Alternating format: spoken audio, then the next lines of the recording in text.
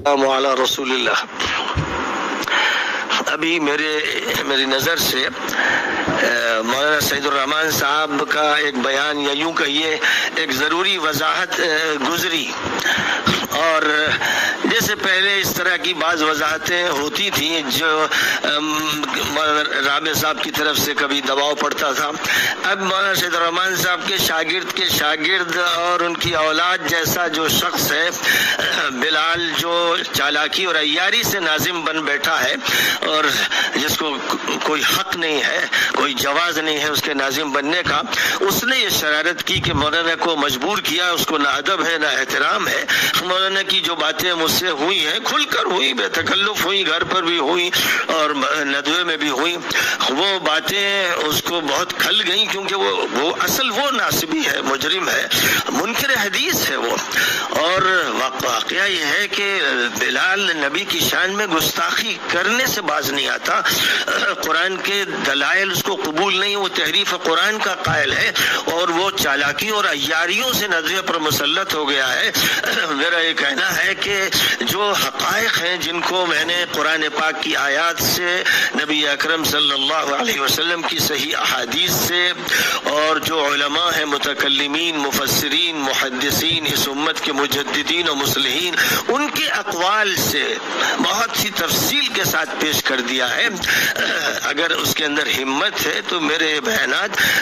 ندوے میں مسجد میں لگا دیے جائیں اور میں خود وہاں آ جاؤں گا اور بات کروں گا، تو کتابیں کھول کر بیٹھ جائیں، سارے جو ماہر استاد ہوں وہ دلائل سامنے رکھیں اور اس کے بعد دلائل کا دلائل سے تقابل کریں، کیونکہ یہ بہت بڑی تحریف ہو رہی ہے اور جمہور اہل سنت کا نام لے کر ایک ایسی بات چلائی جا رہی ہے جو قرآن کے خلاف ہے، جو احادیث صحیح احادیث کے خلاف ہے. نبی اکرم صلی اللہ علیہ وسلم خود فرماتے ہیں حذیفہ ابن الیمان سے کہ میرے صحابہ میں بہت سے منافقین ہیں، ان کے نام بتاتے ہیں. حضرت ام سلمہ رضی اللہ تعالی عنہا کو نام بتاتے ہیں کہ میرے صحابہ میں یہ منافقین ہیں. مسلم کی حدیث ہے کہ آپ تبوک کے لیے جاتے ہوئے فرماتے ہیں میرے صحابہ میں جو ساتھ چل رہے ہیں گھسپیٹیے 12 منافق ہیں جن کے ارادے بڑے خراب ہیں، اور وہ ارادے پھر سامنے آئے اور حوض کوثر پر ہوں گے تو ایک بھیڑ آ رہی ہوگی اور دیکھ رہے ہوں گے آپ کے صحابہ انہیں دھکے دے رہے، فرشتے انہیں دھکے دے رہے ہیں، تو نبی کہیں گے اصحابی اصحابی، یہ تو میرے صحابہ ہیں، یہ میرے صحابہ ہیں.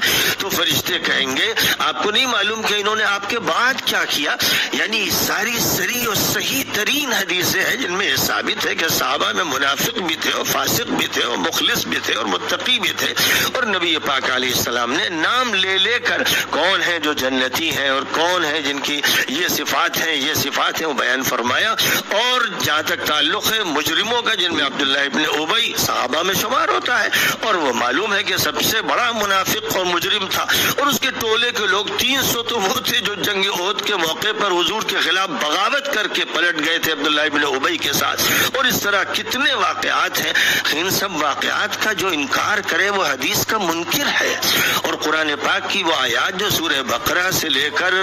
سورۃ المنافقون تک آئی ہیں بہت سے مقامات پر، وہ ان صحابہ کے بارے میں ہے جو نبی کے پاس آتے تھے، آپ کے پیچھے نماز پڑھتے تھے اور آپ کے ساتھ سفر میں بھی شریک ہوتے تھے، لیکن نفاق کی علامتیں ان کے اندر تھیں اور وہ نبی کے خلاف سازش بھی کرتے تھے. اور حضرت عائشہ پر انہوں نے الزام لگایا. وہ سب وہی لوگ تھے جو آپ کے صحابہ تھے، اور جو ان میں مخلص تھے ان کو تو باقاعدہ کوڑے لگائے گئے، حسان ابن ثابت کو بھی اور حملہ بنت جحش کو بھی اور مصطح ابن اساسہ کو. جو صحیح اور سچی باتیں ہیں ادھر ادھر کی باتیں کر کے یہ کہنا کہ اہل سنت کے یہ خلاف ہے، یہ سب اہل سنت علماء ہیں. میں نے ملا علی قاری کا بھی قول نقل کیا، ابن حمام کا بھی نقل کیا، ابو منصور ماتوریدی کا نقل کیا، اور جن کے عقائد کی کتابیں پڑھائی جا رہی صدیوں سے سعد الدین تفتازانی کے اقوال نقل کیے. اس کے بعد یہ حرکت کی جا رہی، یہ غنڈہ گردی ہے، یہ بدماشی ہے. میں سمجھا دینا چاہتا